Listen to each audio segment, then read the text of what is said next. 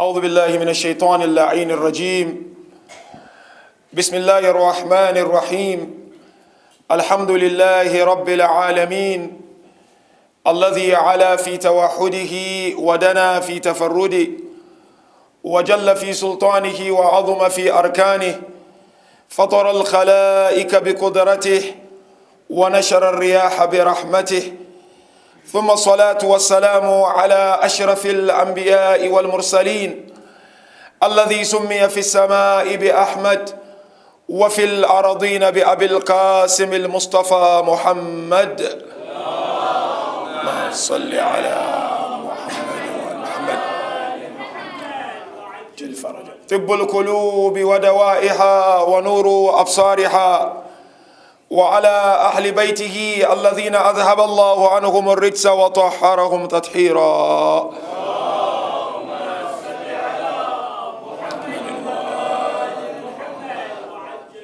قال الله عز وجل في كتابه الكريم: بسم الله الرحمن الرحيم. إنما يريد الله ليذهب عنكم الرجس أهل البيت ويطهركم تطهيرا. اللهم صل على محمد وآل محمد. جل فرجهم. آمنا بالله. صدق الله العلي العظيم. Once again, we thank Allah subhanahu wa ta'ala for giving us this opportunity tonight to commemorate the departure of Lady Khadija al-Kubra, the beloved wife of our beloved Prophet, from this world. Heartfelt condolence first goes to the Imam of our time, and our second condolence goes to our Maraji, our scholars, and our Hawzat al-Ilmiyah, and thirdly condolence goes to each and every one of you, respected brothers and sisters, lovers and followers of Ahlul Bayt alayhimus salam, on this occasion of the departure of Bibi Khadija. Mu'minin and Mu'minat, the verse I've just quoted is a known verse to all of us. Normally when this verse has been quoted, it is to look at discussing the merits and the fada'il of Ahlul Bayt alayhimus salam. This is Quran 33 verse 33. So now, departing from this beautiful verse, my topic of tonight, I'm going to switch a little bit, and then tomorrow we'll continue with the normal discussions, is to look at Lady Khadija as the first woman to submit to the calling of Allah, which was brought by the Holy Prophet of Islam. And our examination of tonight will be of the following stages. The first stage, we will look at Khadija alayha salam in the eye of Allah, in the eye of our beloved Prophet, and in the eye of Ahlul Bayt. And then the second stage of the examination, which will be the last one, will then ask a question as to why Khadija alayha salam managed to get to those merits or to those fada'il that inshallah we'll be dealing with in our first stage of the examination. And the aim of tonight's discussion, mu'minin and mu'minat, is to encourage myself first and foremost, and to encourage each and every one of you to try as much as we can to take a lesson or two from the life of this great personality.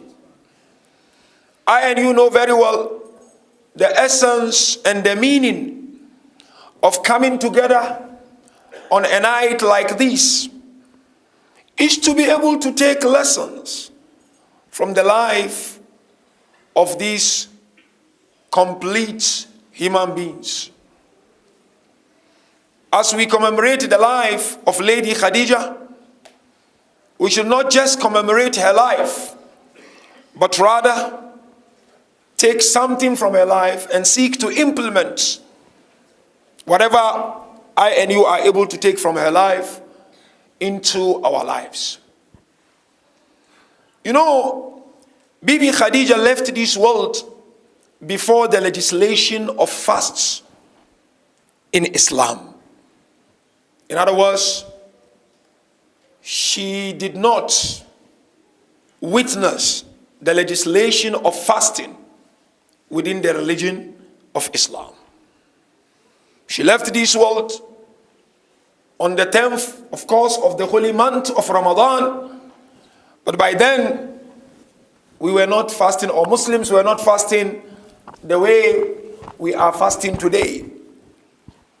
But you know, Khadija had a special spot in the hearts of our beloved prophets. And that is what I want Mu'mineen to focus more, so that you can strengthen the relationship between you and your wives and between you and your husbands, and try to emulate Bibi Khadija alayha salam when it comes to your marital relationships. You see, the Holy Prophet used to say, not once, not twice, Ruziktu hubbaha or hubbaha. Allah tabaraka wa ta'ala, or if I go general, Prophet used to say, I'm blessed with the love of Khadija. It's like sometimes you say, I'm blessed with the love of my husband, or I'm blessed with the love of my wife. So the Holy Prophet used to say, I'm blessed with the love of Khadija. That tells us the personality of Bibi Khadija alayhi salam. You know very well, in Islam, love is very important. This morning I was discussing with the ladies who came to discuss Munajat al-Muhabbin with me. I was telling them love is big in Islam. Hence you find our Imam Ja'far al-Sadiq salawatullahi wa salamuhu alayh. Allahumma salli ala Muhammad wa ala Muhammad. So Imam would say, هل الدين إلا الحب وهل الإنسان إلا الحب. Imam said, deen is nothing but love. And Imam used to say, religion is nothing but love.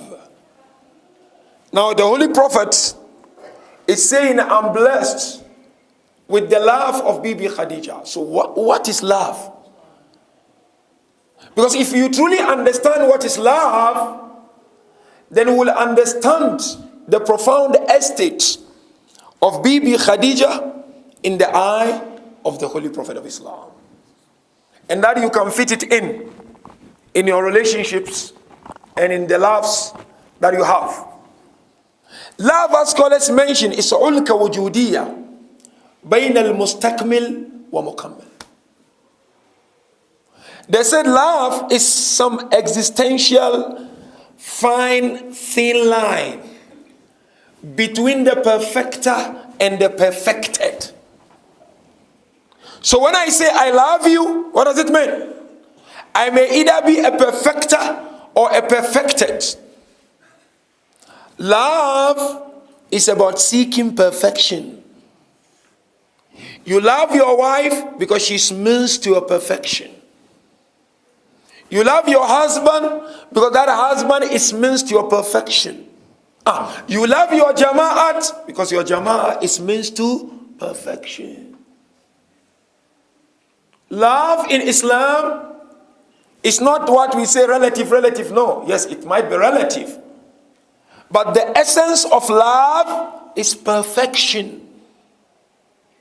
You cannot claim to love something when that particular thing is not a means for your perfection.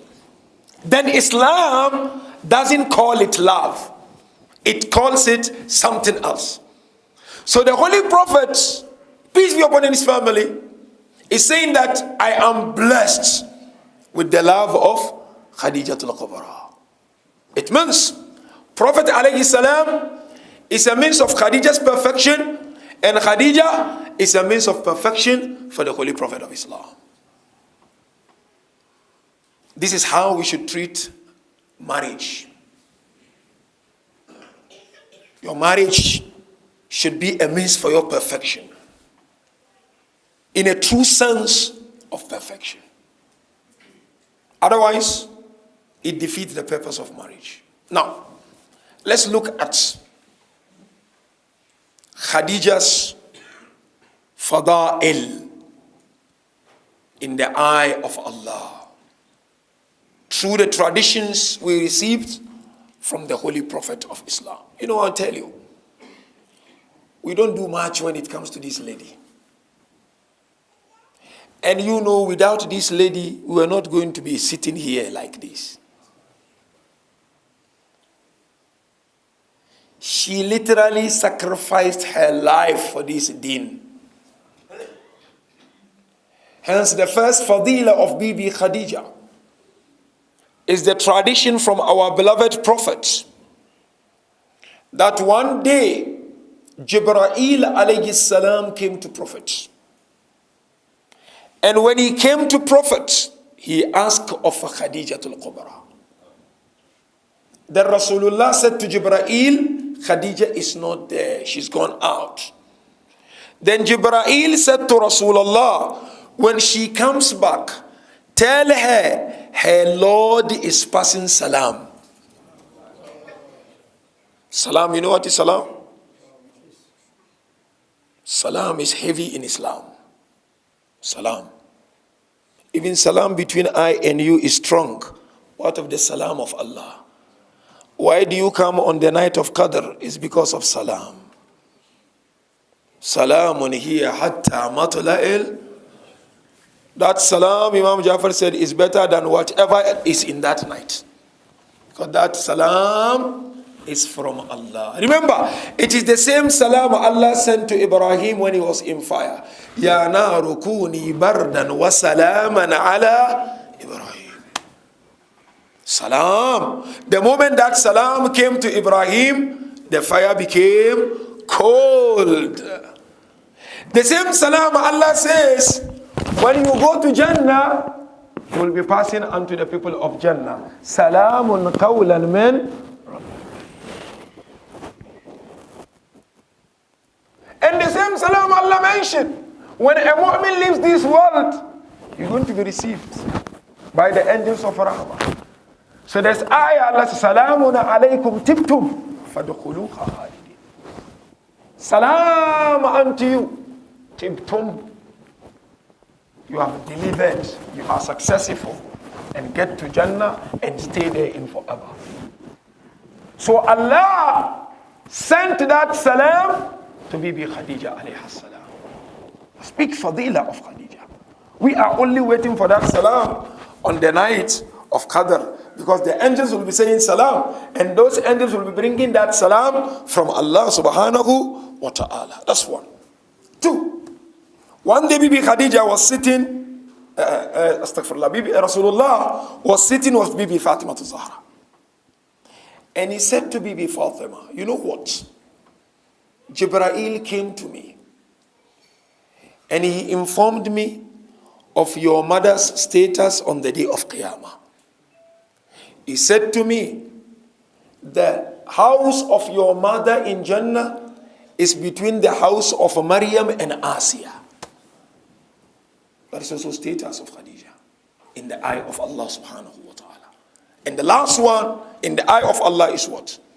Although there are other traditions, but the traditions most of our scholars subscribe to is that the journey of Prophet of Isra, he embarked on that journey from the house of Khadija al-Kubra. Subhanalladhi asra bi'abdihi laylan min al-masjid al-haram. Allah said it began from the house of Bibi Khadija alayha salam.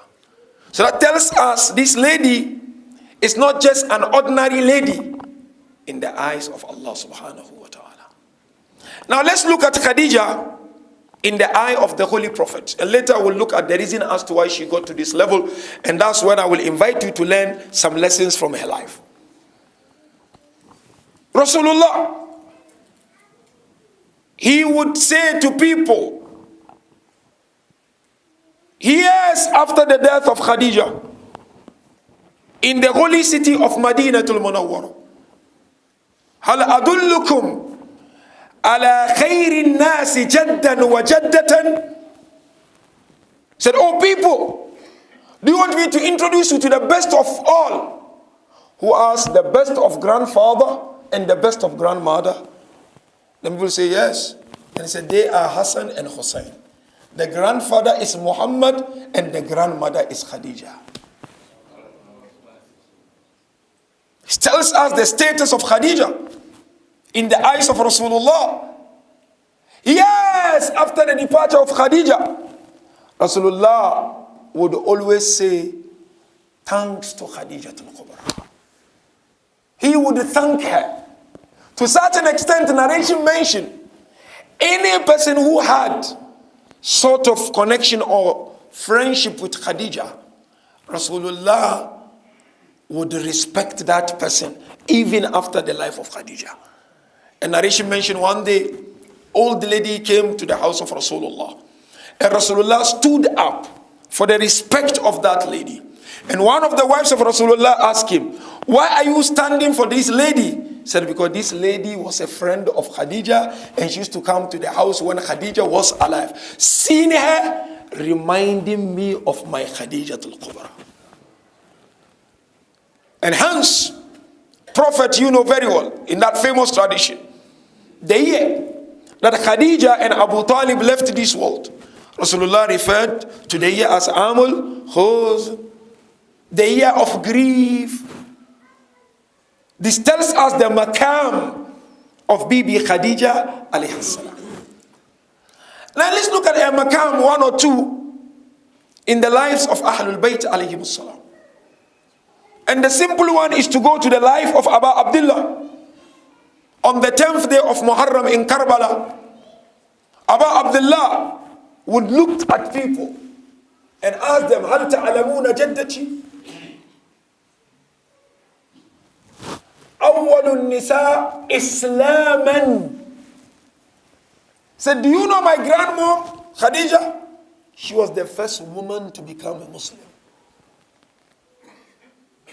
And Abu Abdullah, you know very well, on the 10th day of Muharram, would remind people of where he was coming from.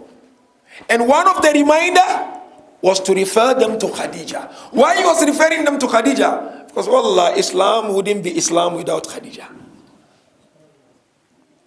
You can't think of Islam being where it is today without the contribution of Khadija. That tells you, you can only build civilization in your life or in your community if you are in partnership with women. If you undermine the role of women, forget about achievement. Forget about progress. Islam tells us, Zainab alayhi salam was with Abu Abdullah. Bibi Fatima was with Amir al-Mu'mineen. Khadija al-Kubra was with Rasulullah. Hence Abu Abdullah would remind them of the contributions of Khadija alayhi salam. What do we say when we do some of the ziyarah of Abu Abdullah? Assalamu alayka yabna Khadija al-Kubra. Salam unto you, O the son of Khadija. Even in the ziyarah of our beloved 12th Imam, the ziyarah, he's got so many ziyarahs. One of that ziyarah, after mentioning the Holy Prophet, him being the son of the Prophet, him being the son of Amir al-Mu'mineen, him being the son of Fatima al-Zahra, there is a line where we mention he is the son of Khadija al-Kubra. Now question, what did Khadija do to get to this level? Number one, and that's every insan or every Muslim must have it. Khadija had foresightedness.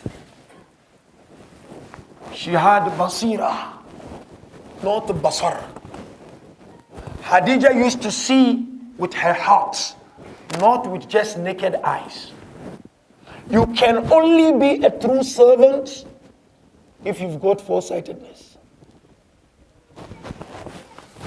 If you don't have foresightedness, you cannot be a true servant of Allah subhanahu wa ta'ala. Now before we look at one or two examples of that in the life of Bibi Khadija alayha salam, what is foresightedness in Islam? Is to know the origin, the destination, and the way to the destination. You must know your origin, and you must know your destination, and you must know how to get to that destination. Look at the foresightedness of Khadija. She spotted the nur in Prophet. It's not easy. If she was able to spot that this indeed not an ordinary human being, there is some nur in him. You know what narration mentioned? You know very well. He used to trade with her money. So one time he came back. They were sitting with ladies and the Holy Prophet was coming from far. She could not figure out whether it was Prophet or not. But she could figure out that this person who is coming, there is shade around him. Scorching heat. But he was covered from that scorching heat. And as he was coming, there was a bird on him that was guarding him and protecting him. So Khadija looked at the ladies sitting next to her. And she said to them, there is a light coming there. But I'm not sure who is coming with this light until the Holy Prophet arrives. But when he came to inform her of the business and what happened. And that's when some narration mentioned she proposed to Rasulullah. Some said she sent another lady to go and propose on behalf of her. But the point I'm trying to make is that if she managed to spot that nur, then she wasn't an ordinary human being. Then she was someone who had God at heart. So basira mu'minin and mu'minat. Allah tabaraka wa ta'ala want us to use our insight more than our eyesight. Insight deceives. Insight make mistakes. But eyesight does not make mistake. Insight does not make mistake. I see they are looking at me. Eyesight make mistake. Insight doesn't make mistake. But there is a discussion separate. How do you develop your insight to ensure that your insight becomes very strong? Someone whose insight is active see the end of things before it happened. You know how did Imam Hussein describe his companions? Can you remember? He said, Ahlal Basair. When he came out, he said, do you know who you are fighting? He mentioned people of valor, warriors.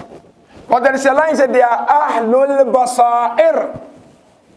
They are the people of foresightedness. They don't just see now, they see the end of it. Likewise, I don't want to digress too much. When Imam Ja'far alayhi salam described Abul Fadl al-Abbas alayhi salam, what did he say? He described him in different descriptions. One of them described him as someone with firm iman and someone with insights. So the first quality of this lady is that she doesn't take things on a silver platter, shallow. You know how we do? We are quick in judging people. Anyone who apply eyesight is quick in judging. Anyone who applies insight takes time and examine things. That's the difference. You ponder, you examine, you don't just jump into conclusion. So Khadija alayhi salam, she had the ma'rifah of the Holy Prophet. And hence, she rejected any other proposal except the proposal of Rasulullah.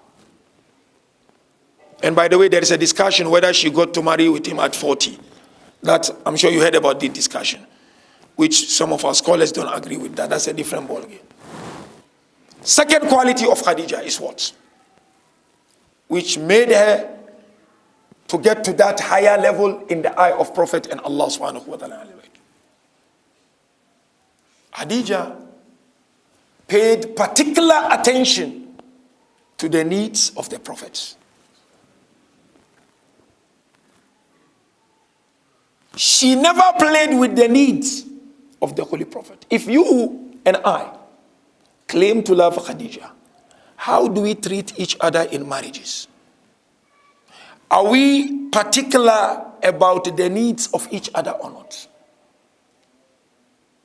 Or emotionally we damage each other?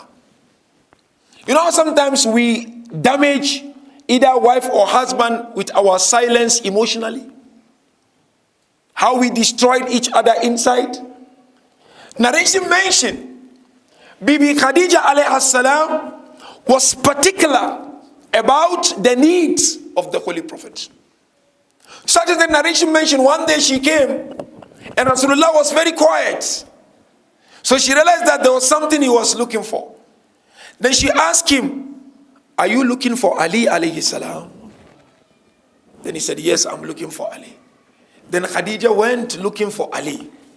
And she went and asked Amir al-Mu'mineen, "The Holy Prophet is looking for you." And that's when the narration mentioned Rasulullah made dua, "Allahumma farrij gammi bi akhi Ali ibn Abi Talib." Allah, relieve me of my sadness through my brother Ali ibn Abi Talib. But the point I'm trying to make is that Khadija, she was really particular about the needs of the Holy Prophet of Islam. That is a second quality that took her to that level.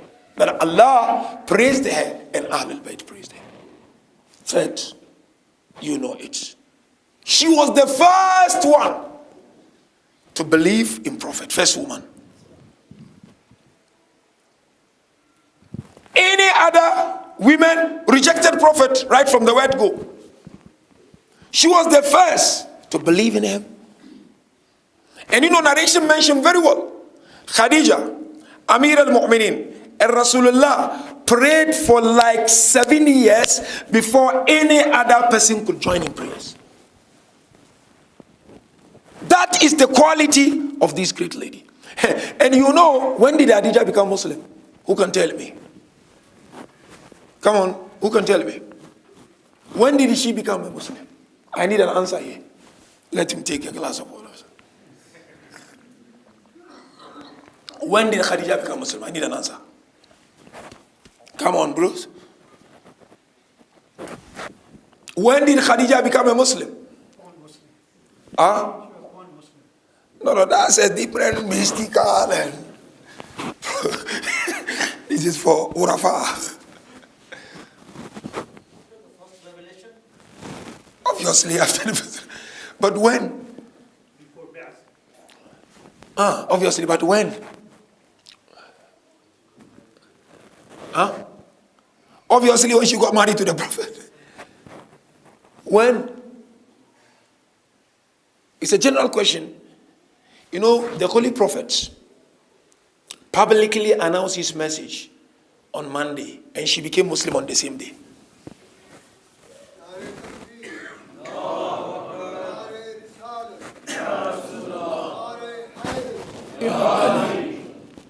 On the same day, Monday, she became a Muslim.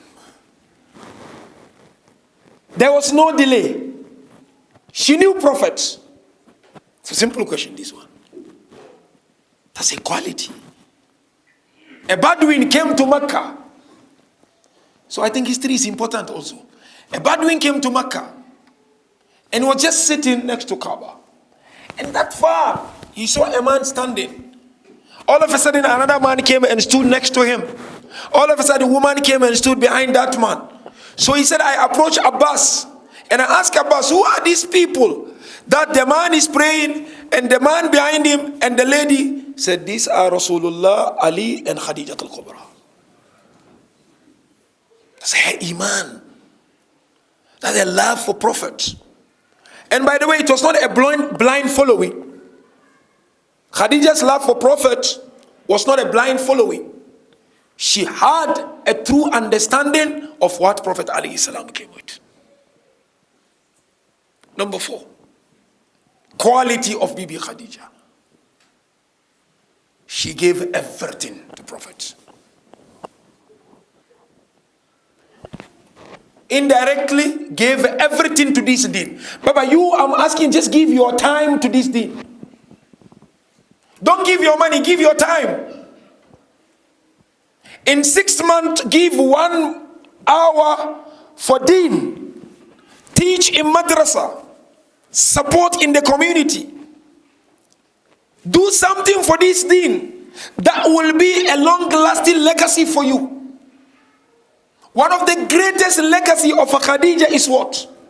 She sacrificed her values, her time, and everything for the growth of this deen. Hence, our beloved Prophet would never stop chanting the praises of Khadija.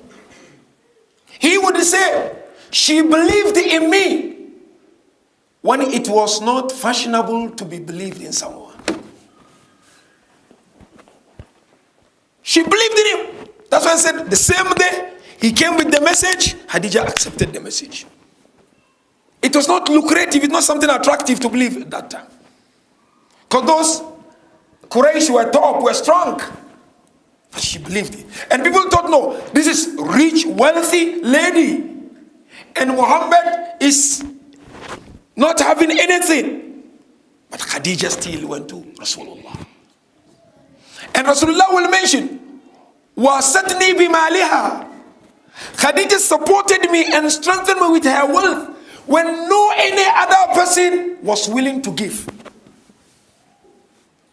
And she gave me children when I do not have child with any one of them. Except, of course, Maria al-Qibtiyah. So there is a calling for us. A time you give for the service of deen is precious, mu'minin and mu'minat. No, too many politics, I can't. You're not doing it for anyone, you're doing it for Allah. Allah serve. When you serve, it goes a long way. Especially the youth. You've got the energy. Emulate and follow the footsteps of Khadija. This is simple arithmetic I measure. This is very simple. Give your time before a moment comes when you don't have time. Hence, Ibn Abbas alayhi salam, in Surah Al-Duha, you know very well, that Allah mentioned, وَوَجَدَكَ عَائِلًا فَأَغْنَى. Allah found you poor and He enriched you. Ibn Abbas said one of the ta'wil of this ayah is what? He found you not having anything and He made you rich through Khadija al-Kubra. That is why the Holy Prophet would mention, if it wasn't because of the sword of Amir al-Mu'minin, isn't it? And the wealth of Khadija al-Kubra alayhi salam, I wouldn't have been able to develop and to disseminate the teaching of this religion. So therefore, I really passionately invite young and old, when you have the opportunity to serve, grab it with all arms. You will never regret. Unless if you do for people to praise you, then you will live to regret. Because when they touch you small, you feel like the whole world is tearing apart. You know why you get sad? When people don't appreciate your work? Because there is something wrong with your ikhlas. Although, don't get me wrong, it's crucial to be grateful to people. Man lam yashkur al-makhluq lam yashkur al-khaliq. Whoever is ungrateful to people will not be ungrateful to Allah. That's true. But if you are of that level of sincerity, you will refer back to the ayah. إنما نطعمكم لوجه الله لا نريد منكم جزاء ولا. If they thank me, it's bonus. I don't expect them to thank me. So let's follow Khadija. Allah, you serve community school, madrasa, jama'ah. They don't thank you, don't bother. You are not doing it for them. You are doing to prepare the grounds for the reappearance of Imam. Unless if your ego tells you, you are doing it for you to be praised. But when you want to be praised, you saw how Khadija was sanctioned without food. The lady who literally gave everything, she died eating grass. They were sanctioned at the valley of Abu Talib for 3 good years. Economical sanction, social sanction. But she never gave up. She would still look at the Holy Prophet and said to him, are you pleased with me? Kindly use your cloth to kafan me because I need forgiveness of Allah.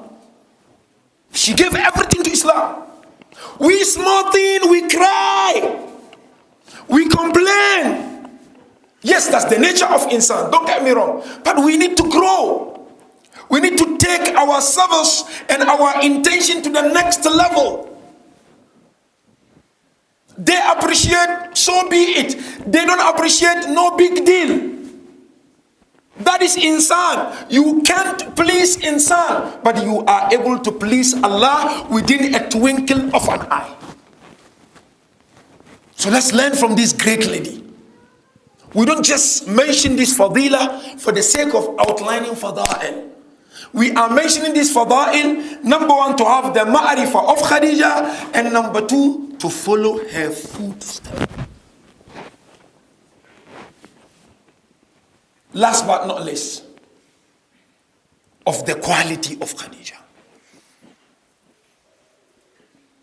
All our imams are from Khadija. So we owe it to Khadija. All of them are from Khadija.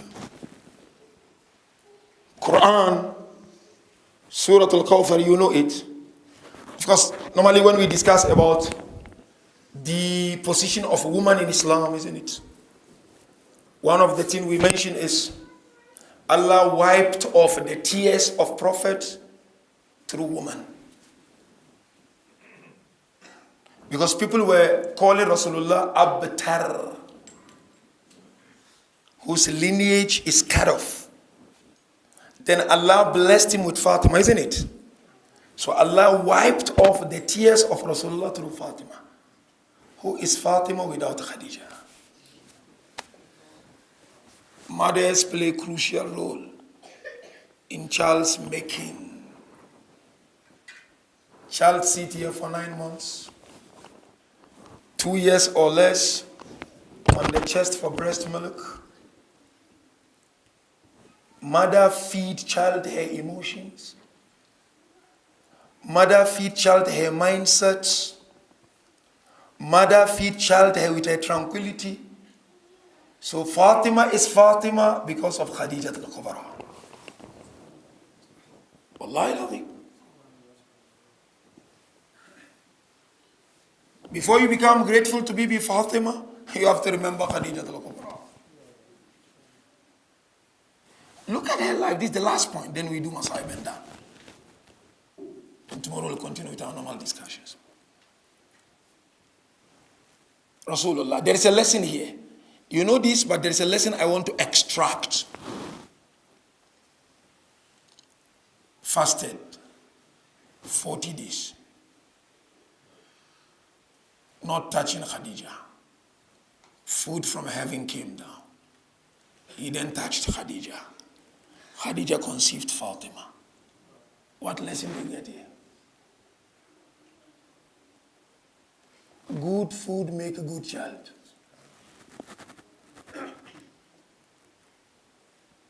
Halal rizq. That's why the birth of Fatima is from the top most lawful food. Jannah. Where? In the womb of Khadija al-Kubra. Food. Not any other lady. Not Maria al-Qibtiyah, but that of Khadija. Why? Because Allah knew Khadija had the capacity to contain. It's not a joke. Allah would have given to any other woman. The nur of Fatima is not a small nur. So it needed another nur to contain that nur. That's why Allah gave Khadija al-Kubra that nur. She carried the Kawthar of prophets. But is that all? No. When Khadija carried Bibi Fatima, the ladies of Quraysh left Khadija. Because some of them thought it was their opportunity to marry the Holy Prophet. They weren't happy. But look at what Allah Tabarak wa Ta'ala did. These narrations in our books. Rasulullah would go out and he would come back, entering home, and he would hear Khadija speaking. One day he entered, he asked her, "Who are you talking to?" She said, "I'm talking with the baby in me." The Rasulullah said to Khadija, "Jibreel came down and informed me that it will be a lady." That's the maqam of Khadija. Read the history, not only the birth of Bibi Fatima, well, read the history of the birth of prophets. You will see the miracles of miracle. Who has ever taken time to read the history of prophet, how he was born? Actually, on the member, it's just here and there we touch base. Read the history, how prophet was born. I was telling them in the mosque, first month, second month, third month, up to the 9th month. You will see the miracle. That prophet is not an ordinary human being. Hence, his wife was not an ordinary human being. Again, under normal circumstance, before a woman gives birth, she would need assistance from different people. Midwives, as they used to call, or nurses today. There were no ladies to help Khadija out in delivering the baby. Do you know what happened? Who can remember? Tell me something. Let me have a glass of water.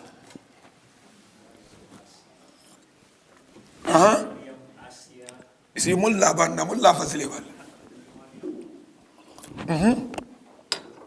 Maryam, very good. Not Hawa, not Hawa.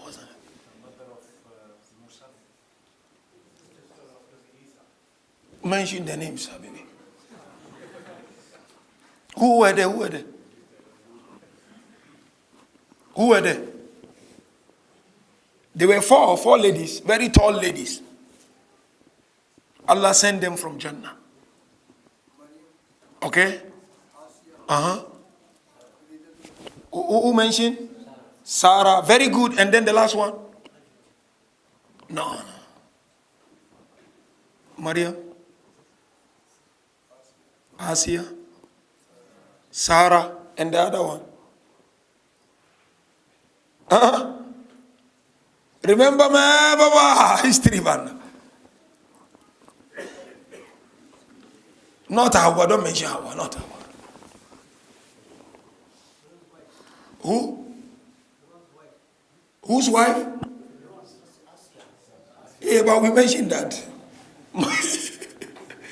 Maryam, Sarah, Asiya, and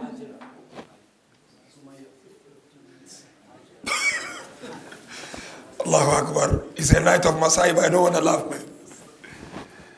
Maryam, Sarah, Asiya, and